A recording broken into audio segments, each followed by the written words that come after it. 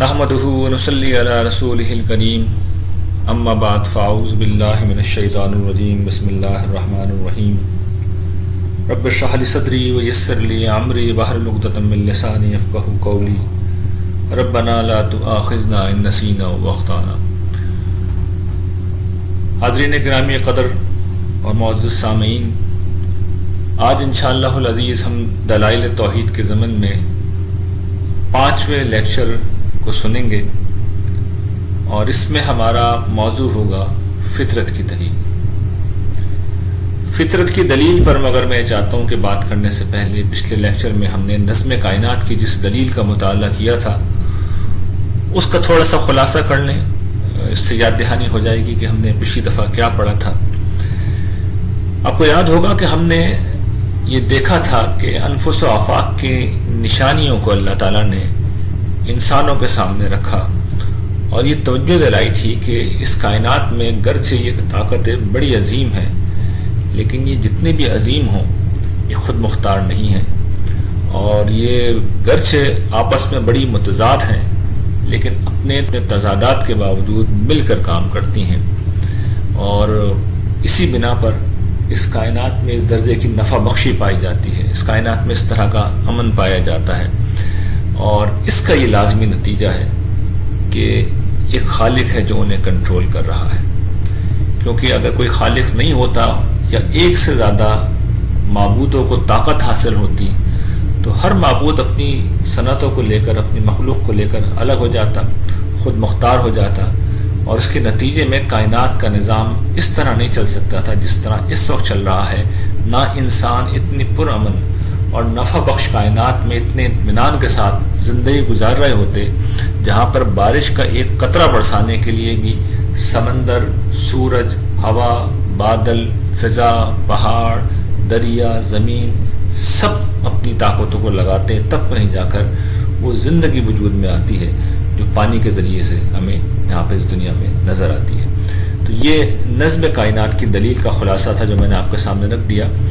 آج ہم فطرت کی دلیل کا تفصیل کے ساتھ مطالعہ کریں گے۔ دیکھیے، اس سے پہلے آپ کو یاد ہوگا کہ ہم نے ربوبیت کی دلیل پڑھی تھی، قدرت کی دلیل پڑھی تھی، نظم کائنات کی دلیل کا ہم نے مطالعہ کیا تھا۔ آپ ان تینوں چیزوں پہ اگر غور کیجئے تو آپ کو اندازہ ہوگا کہ یہ تینوں دلائل عقلی دلائل ہیں، اور عقلی دلائل خارج میں آپ کی عقل کو اپیل کرتے ہیں، خارج میں کھڑے ہو کے آپ کی عقل کو اپیل کرتے ہیں، کچھ حقائق کی طرف آپ کو توجہ دلاتے ہیں، کچھ مقدمات آپ کے سامنے رکھتے ہیں، اور پھر یہ بتاتے ہیں کہ ان مقدمات سے یہ نتائج ہیں جو نکل رہے ہیں، اور وہ ہماری عقل ان کو ماننے پہ مجبور ہوتی ہے۔ عقل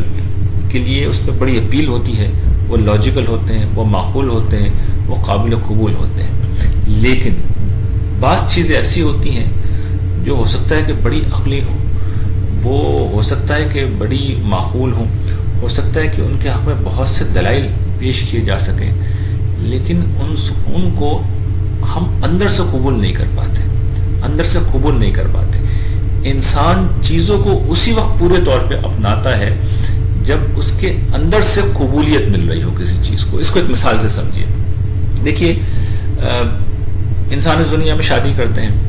اور شادی کے حق میں بڑے دلائل دیے جا سکتے ہیں، اس پہ گھنٹوں تقریریں کی جا سکتی ہیں، اس پہ کتابیں لکھی جا سکتی ہیں، یہ بتایا جا سکتا ہے کہ انسان کو جب گھر کا سکون ملتا ہے تو اس کی زندگی کے اندر پھر اطمینان آتا ہے، یہ بتایا جا سکتا ہے کہ مرد و عورت جب ملتے ہیں تب دونوں کی تکمیل ہوتی ہے، یہ بتایا جا سکتا ہے کہ اس کے نتیجے میں نسل انسانی آگے بڑھتی ہے۔ یہ ساری چیزیں بتا کر انسان کو معقول طریقے پہ کنونس کیا جا سکتا ہے کسی بھی انسان کو کہ شادی کرنے والا کام ہے، لیکن حقیقت کیا ہے؟ حقیقت یہ ہے کہ ہمارے اندر سے ایک چیز اٹھتی ہے، اور وہ یہ ہمیں بتاتی ہے کہ نہیں، شادی تو کرنا چاہیے۔ یہ ہمارے اندر سے ایک آواز آتی ہے، گرچہ وہ آواز جبلت سے آتی ہے، گرچہ اس کا ماخذ جبلت ہے، لیکن ہم اس مثال سے یہ سمجھ سکتے ہیں کہ ایک حقیقت خارج میں عقلی دلائل سے ثابت کی جا سکتی ہے، لیکن جب اس کی اپیل اندر سے ہو تبھی ہم اس سے قبول کرتے ہیں۔ تو یہ دلیل فطرت ہے، اس کو اللہ تعالیٰ نے اس پہلو سے پیش کیا ہے کہ تم یہ جو عقلی دلائل ہیں ان کو تم قبول کرنے پر مجبور ہو، اس لیے مجبور ہو کہ ہم کسی اجنبی چیز کی طرف تمہیں نہیں بلا رہے، تم پیاسے ہو اور ہم تمہارے پاس پیٹرول لے کے نہیں کھڑے ہوئے، پانی لے کے آئے، ہم تمہیں پینے کے لیے پانی دے رہے ہیں۔ تمہاری فطرت یہ بتا رہی ہے، اندر سے یہ بتا رہی ہے کہ پانی تمہاری ضرورت ہے، چاہے تم پانی کا نام نہ جانو، لیکن جس وقت پانی تمہارے منہ میں جائے گا، تمہارے حلق سے اترے گا، تمہارے جسم کے اندر پہنچے گا، تو تمہاری ایک ایک رگ کہے گی کہ ہمیں اس کی ضرورت ہے۔ ٹھیک اسی طریقے سے اللہ تعالیٰ توجہ دلاتے ہیں کہ تم اپنا رخ یکسو ہو کر دین حنیف کی طرف کر لو، پیغمبروں کے دین کی طرف کر لو، جس کا اصل ماخذ کیا ہے؟ فطرت اللہ التی فطر الناس علیہا، اس دین فطرت کی پیروی کرو جس پر اللہ نے لوگوں کو پیدا کیا ہے۔ یعنی یہ وہ دین ہے جس پر اللہ تعالیٰ نے لوگوں کو پیدا کیا ہے۔ اب یہ سوال پیدا ہوتا ہے کہ یہ جو فطرت ہے جس پہ اللہ نے ہمیں پیدا کیا، یہ ہے کیا؟ دیکھیے، یہ جو فطرت ہے یہ وہ بنیادی خاکہ ہے، وہ بلو پرنٹ ہے جو ہر انسان کے اندر بلٹ ان موجود ہے۔ آج کل کی اصطلاح میں جسے کہتے ہیں نا، یہ چیز بلٹ ان ہے۔ جس وقت انسان پیدا ہوتا ہے یہ اسی وقت سے ظاہر ہوتی ہے، اور دور جدید میں سائنسدانوں سے میری مراد یہ سوشل سائنٹسٹ نے بڑے تجربات کیے ہیں، اور بہت معصوم بچوں پر، بہت چھوٹے بچوں پہ انہوں نے تجربات کر کے بتا دیا، جو ابھی جن کے بارے میں یہ خیال نہیں کیا جا سکتا کہ ماحول نے ان کی کنڈیشننگ کر دی ہوگی، سماج نے ان کی ذہن سازی کر دی ہوگی، اپنی اقدار ان کو منتقل کر دی ہوں گی۔ دودھ پیتے بچے، چھوٹے بچے، ابھی جو کھلونوں سے کھیلنے کی جن کی عمر ہے، ان کے سامنے انہوں نے بعض ایسے تجربات کیے جس میں انہوں نے ظلم کو ناپسند کیا، ناانصافی کو ناپسند کیا۔ تو یہ بات بالکل واضح ہے کہ یہ جو فطرت ہے یہ انسان کے پاس ایسا نہیں ہے کہ خارج سے کہیں سے آ رہی ہے، وہ اندر سے موجود ہے۔ انسان ابھی شعور کی عمر سے بہت دور ہوتا ہے کہ انسان اس کی آواز سننے لگتا ہے اور اس کی بنیاد پہ فیصلے کرنے لگتا ہے، اور بڑے دلچسپ تجربات ہیں، یہ انٹرنیٹ پہ موجود ہیں، آپ کبھی جا کے ان کو دیکھیے گا۔ لیکن یہ نہ بھی ہو تب بھی اس کا سب سے بڑا ثبوت یہ ہے کہ بعض چیزیں ایسی ہوتی ہیں جس کے بارے میں ساری انسانیت بالکل ایک جگہ کھڑی ہوئی ہوتی ہے، اور اس میں اگر کہیں پہ کوئی چیز، کچھ لوگ ایسے ہوتے ہیں جو اس سے انحراف کر رہے ہوتے ہیں تو سب لوگ کہہ رہے ہوتے ہیں کہ انحراف ہے۔ تو ان چیزوں میں ایک چیز اللہ تعالیٰ یہ توجہ دلاتے ہیں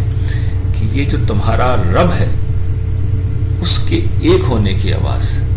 اس کے رب واحد ہونے کی آواز بھی تمہارے اندر سے آتی ہے۔ آپ کو یاد ہوگا یہ کم و بیش یہی چیز تھی جو آخرت کے دلائل میں ہم نے آخرت کے بارے میں ہم نے پڑھی تھی کہ آخرت ہوگی، سزا جزا ہوگی، یہ آواز انسان کے اندر سے آتی ہے۔ لا اقسم بیوم القیامہ ولا اقسم بالنفس اللوامہ، اللہ تعالیٰ نے یہ بات بیان کی تھی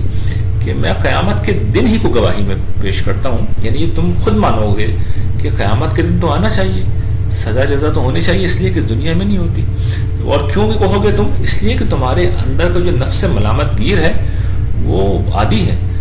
وہ جرائم پہ سزا دینے کا عادی ہے، اور وہ اخلاقی طور پہ اچھی چیزوں پہ جزا دینے کا عادی ہے۔ تو وہ یہ چاہتا ہے کہ سب جگہ یہ عدل ہو، یہ سزا و جزا ہو، اور اس دنیا میں جب وہ نہیں ہو پاتی تو اس کے اندر ایک تصور ہے عدل کامل کا۔ ٹھیک اسی طریقے سے قرآن مجید نے یہ بتایا ہے ہمیں کہ یہ جو اللہ تعالیٰ کے وجود ہے،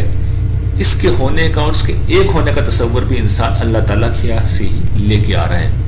اللہ تعالیٰ نے وہ پورا واقعہ ہمیں بتا دیا سورہ اعراف میں، جہاں سے یہ تصور انسانوں کے اندر آیا ہے۔ ہم پہلے بھی اس وجود باری تعالیٰ کے ضمن میں پڑھ چکے ہیں۔ یہ وجود باری تعالیٰ کی بھی دلیل ہے اور اللہ کے ایک ہونے کی بھی دلیل ہے۔ اس پہ اللہ تعالیٰ فرماتے ہیں کہ یاد کرو جب تمہارے پروردگار نے بنی آدم کی پشتوں سے ان کی اولاد کو نکالا اور انہیں خود ان کے اوپر گواہ بنا کر پوچھا کیا میں تمہارا رب نہیں ہوں؟ تو انہوں نے جواب دیا ضرور آپ ہی ہمارے رب ہیں، ہم اس پر گواہی دیتے ہیں۔ اللہ تعالیٰ کہتے ہیں یہ ہم نے اس لیے کیا کہ کہیں تم قیامت کے دن یہ نہ کہہ دو کہ ہم تو اس سے بے خبر ہی تھے، یا اپنا عذر پیش کرو کہ شرک کی ابتدا تو ہمارے باپ دادا نے پہلے سے کر رکھی تھی اور ہم بعد کو ان کی اولاد ہوئے ہیں، پھر آپ کیا ان غلط کاروں کے عمل کی پاداش میں ہمیں ہلاک کریں گے؟ یہ دیکھیے قرآن مجید نے اس بات کی نفی کر دی کہ اللہ تعالیٰ اس عذر کو قبول نہیں کریں گے کہ ہم اپنے حالات کے جبر کا شکار ہو گئے، سماج نے ہماری ذہنی کنڈیشننگ کر دی تھی، ہماری ذہن سازی کر دی تھی، ہمارا ایک ذہنی سانچہ بنا دیا تھا۔ کیوں؟ قرآن مجید یہ کہتا ہے یہ تو تمہاری فطرت میں بلٹ ان تھا۔ اور دوسرے مقامات پر قرآن نے اس کو البینہ کہا ہے۔ بینہ کہتے ہیں واضح روشن چیز کو۔ ایک چیز اتنی بڑی روشنی ہے کہ روشنی کا کوئی کیسے انکار کر سکتا ہے؟ تو خدا کو کوئی شخص جب بھی پکارتا ہے تو اسے محسوس ہوتا ہے کہ یہ روشنی ہے، اس کے دل کی آواز ہے، جو لوگ، میں آپ کو یقین دلاتا ہوں، آج بھی خدا کو نہیں مانتے یا خدا کو ایک نہیں مانتے،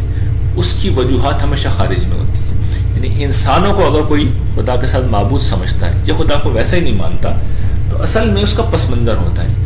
اور جو لوگ خدا کے وجود کے انکاری، ہم نے یہ دیکھا ہے کہ اس کی وجہ عام طور پہ اہل مذہب کا رویہ ہوتا ہے، یا مذہب کی بعض چیزیں ان کے سمجھ میں نہیں آ رہی ہوتی ہیں. یعنی مذہب کے نام پہ جو کچھ پیش کیا جا رہا ہوتا ہے وہ ان کو سمجھ میں نہیں آتا. جو لوگ شرک کر رہے ہوتے ہیں وہ زیادہ تر کنڈیشننگ کا شکار ہوتے ہیں، وہ حالات کے جبر کا شکار ہوتے ہیں، وہ اپنے تعصبات کے مریض ہوتے ہیں، وہ سچائی کو سننا ہی نہیں چاہتے، سمجھنا ہی نہیں چاہتے، اس لیے بتوں کو سامنے رکھ کے ان کی پرستش شروع کر دیتے ہیں. اور یہ سوچتے نہیں ہیں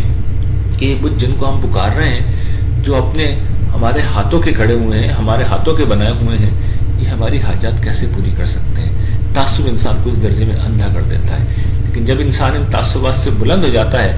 تو پھر وہ اس حقیقت کو سمجھ لیتا ہے کہ خدا کا ہونا یہ اس کے اندر کی آواز ہے. اچھا، یہ آواز اگر انسان نہیں سنتا تو پھر اللہ تعالیٰ نے ایک اور چیز ہمارے سامنے پیش کی اور ہمیں یہ بتایا ہے کہ دیکھیے، عام حالات میں اگر تم نے دائی حق کی صدا نہیں سنی ہے تو پھر ہم زندگی میں تمہیں مشکلات میں ڈالتے ہیں، تمہیں پریشانیوں سے گزرنا پڑتا ہے. تم کسی ایسی مشکل میں گھٹ جاتے ہو جہاں پہ تمہارے سارے معبود بھاگ جاتے ہیں، اور ایسے وقت میں انسان آخر میں اعتراف کرنے پہ مجبور ہو جاتا ہے، رب واحد کا اعتراف کرنے پر مجبور ہو جاتا ہے. قرآن توجہ دلاتا ہے کہ خشکی اور تری کی تاریکیوں میں تم کو کون نجات دیتا ہے جبکہ اسی کو تم پکارتے ہو گڑ گڑا کر اور چپ کے. تو یہ قرآن مجید نے توجہ دلائی ہے. دوسرے مقامات پر قرآن نے اس کو بالکل واضح کیا ہے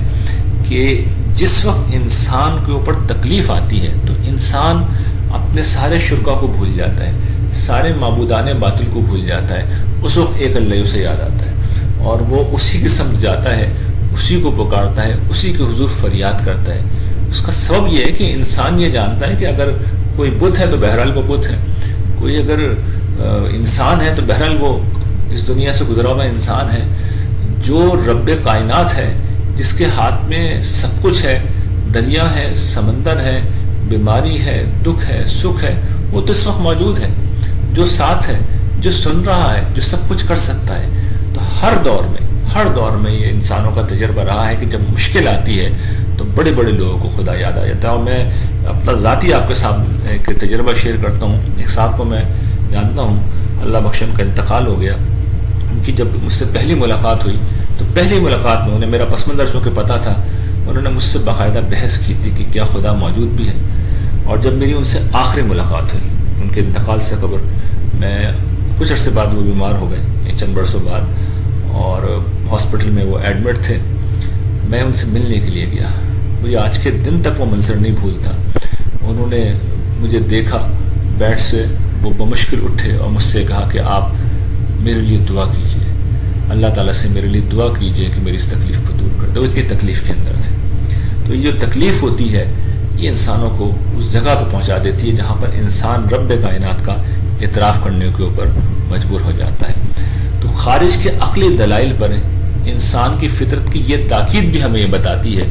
کہ انسان کا ایک ہی خدا ہے. یعنی خدا کا وجود بے شک عقلی دلائل سے بھی ثابت ہے، لیکن ہمارے اندر کے لیے بھی کوئی اجنبی چیز نہیں ہے. جس وقت ہم اسے قبول کرتے ہیں تو ایسا لگتا ہے کہ ایک پیاسے نے ٹھنڈا ٹھنڈا پانی پی لیا. تو وجود باری تعالیٰ اور توحید باری تعالیٰ کے ضمن میں قرآن مجید کی ایک اور دلیل ہے جس کا آج ہم نے مطالعہ کیا. وآخر دعوانا ان الحمد للہ رب العالمین.